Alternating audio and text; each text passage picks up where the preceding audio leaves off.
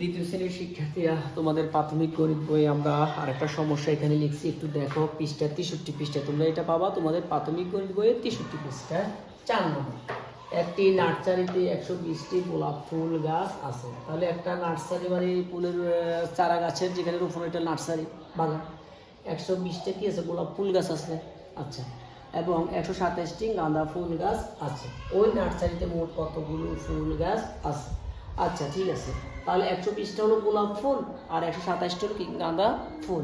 এখন আমরা যদি দুটো ফুলের গাছকে একসাথে করি, গাছের সংখ্যা কি বাড়বে না কমবে? অবশ্যই বাড়বে। মোট করতে হবে, তাহলে যোগ করবো। এখন আমরা কি লিখতে পারি? আমরা লিখতে পারি কি গোলাপ ফুল গাছ আছে। গোলাপ, দেখো একটু সবাই, গোলাপ ফুল গাছ আছে। গোলাপ ফুল গাছ আছে কতটি বলো? 120টি। আচ্ছা, এরপর আসো, এবার গোলাপের পরে কি আছে? হ্যাঁ, গাঁদা ফুল গাছ আছে সমান সমান 127টি। এখন আমরা কি বলবো? মোট ফুল গাছ আছে। মোট ফুল গাছ আছে। তাহলে মোট ফুল গাছ আছে। আমরা একটু যোগের কাজটা কমপ্লিট করে ফেলি।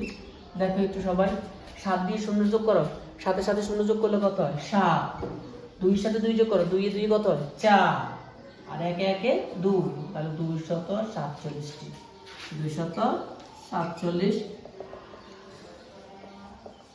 তাহলে কি হলো?